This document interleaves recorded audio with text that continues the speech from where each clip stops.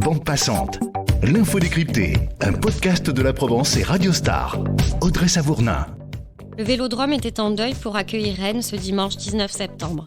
René Malville était parti à l'âge de 73 ans, emporté par un cancer du foie et du pancréas, et on l'avait appris quelques heures avant le coup d'envoi. René Malville, c'était Néné, c'était Tonton, un supporter emblématique de l'OM, suivi par près de 150 000 personnes sur Twitter, et dont les débriefs de match sur Radio Star et pour le site Le Phocéen étaient devenus mythiques. Parce que Néné ne connaissait pas l'autocensure. Il était spontané, authentique et passionné, et il s'en battait les couilles, comme il disait avec l'accent marseillais, qu'on puisse le trouver grossier ou caricatural. Alors il donnait volontiers son avis, aux radios d'abord, puis dans les JT ou encore sur le plateau de Touche pas à mon poste avec Cyril Hanouna. Toujours disponible, toujours serviable, généreux et bienveillant. Militant aussi, ancien syndicaliste, élu sous deux fers, puis aux côtés de Lisette Narducci. Marié à Annie, père de 3 enfants, grand-père de 5 petits-enfants, il a eu 1000 vies, Néné. Et son large sourire, comme ses longs cheveux blonds, ne sont pas près de s'effacer. Cet épisode de Bande passante lui est consacré.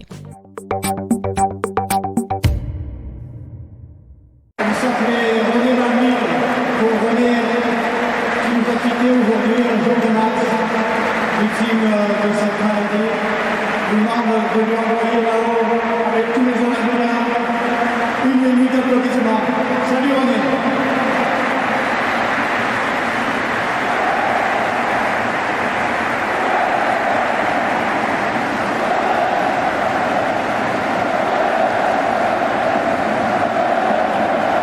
Alexandre Jacquin, vous êtes journaliste au service des sports de la Provence. Vous suivez l'OM et aviez consacré un portrait à René Malville pour ses 70 ans. C'était bien plus qu'un supporter, il était devenu un emblème. Oui, c'était. Il a eu une notoriété qui a grandi au fil des années, qui s'est accrue avec l'arrivée d'Internet et des réseaux sociaux, parce que René Malville, c'est quelqu'un qui avait un bar qui s'appelait le bar Bretagne à la Joliette, et à côté de ce bar, il y avait plein de radios à l'époque. C'était dans les années 80, plein de radios qui s'étaient installées à l'époque, et c'est vrai que les journalistes savaient que c'était un supporter invétéré de l'OM, et les journalistes de l'époque à la radio l'interrogeaient. Mais ça restait encore entre guillemets confidentiel, c'est-à-dire que c'était les journalistes radio qui allaient interroger René Malville. Avec l'avènement d'Internet et des réseaux sociaux, il s'est créé son compte Facebook, son compte Twitter, ouvert à tout le monde. Le site internet Le Phocéen lui a demandé de faire une minute d'après-match, c'est-à-dire un débrief de chaque rencontre. Donc chaque lendemain de match, c'était devenu le rendez-vous. René Malville devant une caméra qui donnait sa vision du match, avec ses mots à lui, avec sa faconde à lui, avec son style qui lui était propre. Et progressivement, sa notoriété a grandi. Les médias nationaux se sont mis à s'intéresser à lui, parce que ce personnage, il était... Alors certains vont dire qu'il était caricatural, mais en fait non, il était comme ça. C'est-à-dire que René, quand on le connaissait, il était comme ça dans la vraie vie. Il jouait pas un rôle lorsqu'il était face aux caméras. On pouvait manger avec René Malville le midi, passer la soirée avec lui le soir. Il était comme ça. Il n'exagérait pas. Il parlait fort. Il avait ses mots à lui. Il pouvait s'emporter. Il pouvait gueuler comme on le voyait dans ses vidéos. Mais il était comme ça. Chaque Marseillais, et même j'ai envie de dire chaque supporter de l'OM, bien au-delà de Marseille, s'identifiait un peu à lui. On va dire que c'était un peu le tonton, quoi. Voilà, c'était le tonton qui gueulait. C'était son surnom d'ailleurs.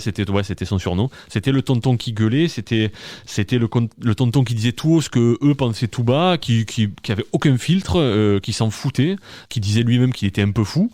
Il l'était pas vraiment en fait, hein, mais c'est vrai qu'il était parfois incontrôlable, mais dans le bon sens du terme. Incontrôlable dans tout ce qu'il disait, quoi. Et il faisait rire beaucoup de monde. C'est-à-dire passer ne serait-ce que 20 minutes avec René Malville, on était sûr de passer un bon moment. Je vous garantis que j'ai pas passé une bonne nuit. Je me suis disputé avec ma femme par rapport à votre connerie, là. Alors qu'elle s'en bat les couilles du ballon. On va pas parler du match. Il y en a pas eu, le match. Au bout de 35 minutes, on s'est fait chier et on savait pas où on en était. Mercato de merde, combinaison de merde, joueur de merde. Après le mercato, je dis il n'est pas complet, tout le monde m'a dit non, il faut garder la solidarité l'année passée, la solidarité mon vieux. Voilà. C'est que Degen les a demandés ailleurs. Tu es pas bon, tu es nul. Cette grosse merde qu'on a vu hier au stade. Et bougez-vous le cul. Mais tu es fou. Mais tu es fou. Mais va au chômage. Va construire des maisons. Va faire le maçon. Ne fais plus l'arbitre. Voilà, c'est tout ce que j'ai à vous dire. Salut tout le monde. Et ces vidéos dont vous parliez sont justement devenues cultes? Elles sont devenues cultes. Je sais que sur le Phocéen, elles ont cartonné pendant des années. Depuis l'annonce de son décès, je sais aussi qu'il y en a qui sont en train de faire des best-of. Oui, ces vidéos sont devenues cultes. Elles resteront dans le patrimoine de l'OM. J'ai envie de dire même au-delà des actions et des buts de certains joueurs, parce qu'il fait partie de l'histoire de l'OM, comme d'autres supporters en ont fait partie, comme Depay, comme d'autres, comme Jacques Pélissier, ancien fondateur et président du club central des supporters. Mais lui, ce qu'il y a, c'est que il restera de lui ces vidéos, alors que Depay, aujourd'hui, on a du mal à trouver quelque chose. On a des photos, mais on a du mal à trouver des vidéos où l'on entend parler pendant plus de 5 minutes. Idem pour Jacques Pélissier, idem pour d'autres.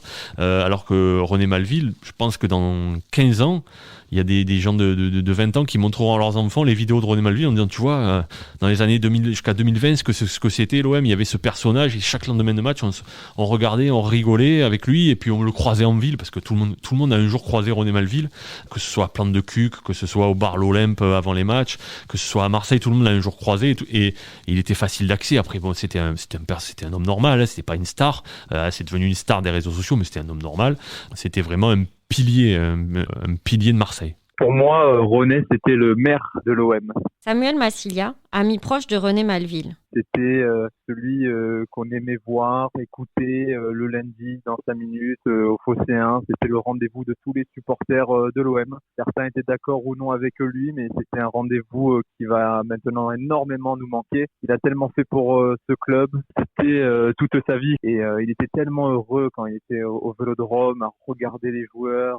Il avait des yeux d'enfant et je pense que il continuera de là-haut à nous faire des minutes, à nous parler de l'OM. Les plus beaux moments, il les a vécus au stade, bon, avec sa famille aussi, bien évidemment, mais il les a vécus au stade, il vivait l'OM, il mangeait l'OM, il dormait l'OM. Émilie Fargier, journaliste à ses côtés à Radio Star. Dès qu'il faisait un tweet, un post Facebook, ça parlait de l'OM, enfin... il n'arrêtait pas, quoi. C'est ce qui le faisait vivre, quoi. C'est assez surprenant d'être aussi actif sur les réseaux sociaux à cet âge-là, Alexandre Jacquin. Alors oui, et je sais qu'il était peut-être un petit peu aidé au départ, mais après il s'y est vite accommodé. Je crois qu'il a aussi compris que les réseaux sociaux, en fait, il était retraité. Et ça l'occupait, quoi. C'était un passionné de l'OM, retraité. Les réseaux sociaux l'occupaient. Je pense qu'il avait aussi compris que ça allait l'aider. Il cherchait pas la notoriété, il l'avait, quoi. Je veux dire, tout le monde en France, enfin, on peut aller en Bretagne, dans le Doubs, dans le Finistère, tout le monde connaît René Malville, même ceux qui ne s'intéressent pas au football l'ont déjà vu au moins une fois ou deux à la télé ou dans des vidéos parce que tout le monde le reprend, au quotidien le reprenait, c'est news, tout le monde a un jour tenté d'inviter René Malville, Cyril Hanouna, je crois qu'il avait été consultant dans son émission. Ça restera un mythe en fait. Il incarne une image de Marseille. Alors certains diront oui mais bon, c'est pas le Marseille que j'aime parce que des fois il était grossier, mais il incarne quand même l'image de... Enfin, il était grossier, mais bon, j'ai envie de dire qu'il ne l'est pas. Qu'il ne l'est pas en privé. Lui, sauf que lui, le privé et public, il s'en foutait. Il parlait de la même façon. Et était vraiment représentatif de beaucoup de Marseillais. Voilà, pas de tous les Marseillais, évidemment, mais de beaucoup de Marseillais. Dans la façon d'être, dans la façon d'accueillir les gens. Il était ouvert à tout. Et il s'emportait devant les micros, mais il ne calculait rien. Et ce sont ces jolis excès qui ont le plus marqué Émilie Fargier. Ses fous rires, quand il gueulait, ses coups de gueule, quand il devenait tout rouge, quand il partait dans ses délires, que nous, à la radio, à l'émission, on n'arrivait plus à l'arrêter. Quand on lui disait René, on lui faisait les gros yeux parce que il était là, il disait tout le temps, je m'en bats les couilles, il va nous faire un cadré. Moi, je garde ça de lui, cette énergie, ce franc-parler. René, il était dans la générosité et c'était une générosité qui débordait sur tous les aspects du personnage. Et il était généreux dans ses coups de gueule, il était généreux dans son amour, dans son affection, dans son amitié. Sa générosité était pour moi sa plus grande qualité, avec la sincérité également. Samuel Massilia. C'est une personne tellement populaire, mais je ne l'ai jamais vu refuser un autographe ou un selfie. Il était toujours accueillant, il aimait discuter avec les gens, c'est un homme du peuple. Et c'est pour ça qu'il a un hommage tout simplement hyper émouvant. C'était un homme qui respirait la joie, il était tout le temps heureux, il est souriant, généreux, bienveillant. C'était vraiment une très belle âme. C'était quelqu'un de très attachant, Alexandre Jacquin. Il n'y a qu'à voir tous les hommages rendus depuis son décès par des supporters, des clubs de foot, des joueurs, des journalistes, des politiques. Parce qu'en fait, il était, ce que les gens ne savent peut-être pas, c'est qu'il était très gentil et qu'il était très bienveillant. Il cherchait le bien avant tout. Alors après, il avait son caractère, il pouvait s'emporter, il pouvait s'énerver avec des gens. Son parcours de syndicaliste a prouvé qu'il pouvait être des fois, il dirait qu'il était jobard, quoi. Mais il était profondément gentil et bienveillant. Vous venez d'évoquer le syndicalisme, vous avez évoqué aussi son bar. Il a eu plusieurs vies. C'est ça, il a été militant politique, il a été élu au PS, il a été conseiller municipal sous Gaston Defferre, il a été aux côtés de Lisette Narducci, il a travaillé à la RTM où il a monté son propre syndicat. Il m'a expliqué, il disait qu'avec des Joe Bastron et des Desperados, et un jour ça s'est mal terminé, ils ont séquestré un des patrons.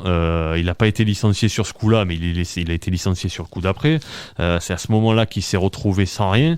Et des amis, c'est même pas lui qui a payé son bar, ce sont des amis à lui, plusieurs de ses amis qui se sont cotisés en se disant René, tu peux pas rester comme ça, il y a ce bar, tu le veux, eh ben on va t'aider à le financer. Donc il a eu son bar, et c'est vrai que là, quand il a eu ce bar à cette époque-là, c'était la grande époque de l'OM en plus dans les années 90, il s'est retrouvé dans son élément, c'est-à-dire le René qui parle à tout le monde, le René qui boit un coup avec tout le monde, le René accueillant que tout le monde connaît maintenant aujourd'hui à travers ses vidéos ou à travers les moments passés avec lui. Un bar qui a d'ailleurs été le siège des Yankees avant qu'il ne rejoigne les Dodgers. Il s'est pris au jeu, ça lui a plu et c'était devenu le sujet numéro 1 de ses conversations, quoi. Et ça a rythmé sa vie aussi. Oui, ça rythmait sa vie parce que lui, les matchs, il ne les manquait pas. Il allait au stade, il a fait évidemment des déplacements à l'extérieur pendant des années. Puis il s'est arrêté avec l'âge aidant, l'âge venant. Il s'est arrêté ces dernières années. Il suivait les matchs. C'était un rituel de suivre les matchs avec René Malville pour certains supporters parce qu'il les suivait au bar des Madés à Plan de Cul, qu'il les suivait au Gold Eagles à la Valentine. Il y avait plein de supporters qui allaient dans ces endroits-là pour suivre le match avec lui parce que c'était, on va dire, dans des périodes où l'OM allait mal, suivre un match avec René Malville, c'était quand même l'assurance de passer une bonne soirée. C'est parce que l'OM joue mal, on s'ennuie devant la télé, mais quand même il y a René Malville pour nous distraire. Et c'était le moment. Et c'est en ça qu'il va beaucoup manquer aux supporters. Des supporters qu'Arthur Soriba est allé rencontrer et qui le regrette déjà. C'était quelqu'un vraiment d'authentique. Quand il parlait, c'était vraiment quelqu'un du peuple en fait, du peuple de Marseille. Et du coup, c'est pour ça qu'on arrivait vraiment à se sentir proche de lui en fait. Il a connu toutes les époques en fait, la grandeur de Marseille en 93. Et puis on a des mecs qui poussent des gueulantes, mais plus des âmes comme lui, quoi. Il avait une grande gueule, mais une grande gueule juste. Quand il y avait des problèmes avec la direction de l'Olympique de Marseille, il n'avait pas peur de le dire. Il disait quand ça lui plaisait, il aimait l'OM, et quand il aimait pas l'OM parce que l'OM jouait mal ou parce que il le disait, il mâchait pas ses mots. Il va nous manquer, la minute de René, elle va nous manquer. C'est une grosse perte pour Marseille, sachant que c'était le premier supporter de Marseille, quoi. Et j'espère que de là où il sera, il pourra nous aider encore et à supporter cette équipe. Je savais qu'il était malade, mais je savais pas qu'il était en fin de vie réellement, donc attristé. Ça m'a vraiment attristé parce que c'était quelqu'un que je connaissais personnellement, et là c'est subitement, donc ça nous fait mal, nous Marseillais. En plus c'est le tonton de Marseille. Les icônes comme ça, oui, c'est assez rare. Je pense qu'il y en aura d'autres, mais il marquera, je pense, de nombreuses générations. Beaucoup ont été surpris par son décès, parce que c'est vrai qu'il avait annoncé il y a à peine un mois, je crois, qu'il entamait une chimiothérapie. C'est ça. Et en fait, c'est pour ça que beaucoup de Marseillais, beaucoup de supporters de l'OM sont sous le choc aujourd'hui. Il avait rendu public son concert il y a un mois. Ça a été foudroyant et c'est vrai que ça choque particulièrement les gens parce que les gens ont l'impression de perdre quelqu'un de leur famille. C'est quelqu'un qu'ils voyaient tous les jours sur leurs écrans. Et comme on vit dans un monde hyper connecté, toute la journée on pouvait être avec René Malville d'un écran à l'autre. Et en plus, comme il interagissait, il répondait sur Twitter, il répondait sur Facebook à tout le monde. C'est-à-dire qu'il acceptait tout le monde. Il était ami, pas ami, il les connaissait pas, il leur répondait quand même. Donc c'est une perte énorme pour beaucoup de supporters de l'OM parce qu'il faisait partie de leur environnement, il faisait partie de leur quotidien. Et aujourd'hui, il y a des supporters qui étaient habitués à voir ces minutes d'après-match, et il y a des supporters qui s'étaient habitués à le voir sur Radio Star, où il était depuis un an en tant que consultant. Aujourd'hui, c'est une perte considérable. Il fait partie du patrimoine olympien. Il va falloir s'habituer à vivre sans lui. C'est la fin de cet épisode. Merci à tous ceux qui y ont participé. Merci aussi à vous de l'avoir suivi. Pour en écouter d'autres, passés ou à venir, rendez-vous sur laprovence.com, rubrique podcast, ou sur les différentes plateformes.